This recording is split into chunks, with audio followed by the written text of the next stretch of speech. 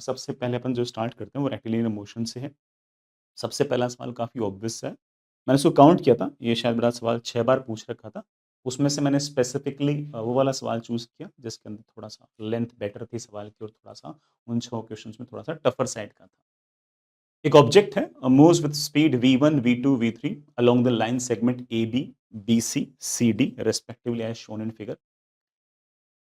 AB की length, BC की length same है और AD जो है ये AB के मुकाबले 3 गुना है।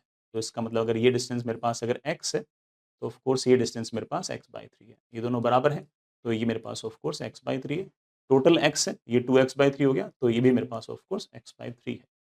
मुझसे पूछ रहा है कि एवरेज स्पीड ऑफ ऑब्जेक्ट कितना होगा? यहाँ पर स्पीड v1 है, यहाँ पर स्पीड v2 है और यहाँ पर स्पीड मेरे पास v3 है। बट आप भी ना मेरे साथ-साथ सॉल्व कर सकते हो।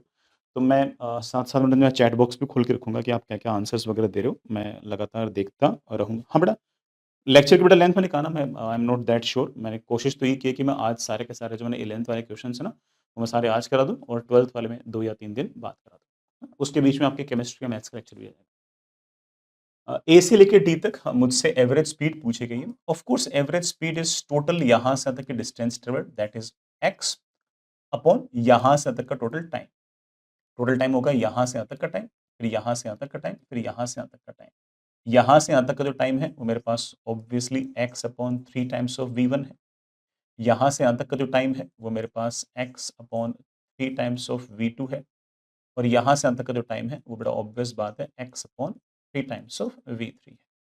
एक्स एक्स बड़ा ऊपर से कैंसिल हो जाएगा। ये ऊपर आपका टोटल डिस्टेंस ट्रेवल्ड, ये आपके पास टोटल ऑफ कोर्स आपका टाइम टेकन। आप बड़ा फटाफट मुझे बता दीजिए कौन सा ऑप्शन पे मुझे टिक लगाना है, मैं फिर आगे बढ़ूँ। हाँ बेटा, कौन सा ऑप्शन पे बेटा टिक लगाना है मुझे बता दीजिएगा। ठीक है ना? मेरे ख्याल से सब बच्चों का आंसर आ गया होगा, शायद बेटा that comes out to be the third. ठीक है?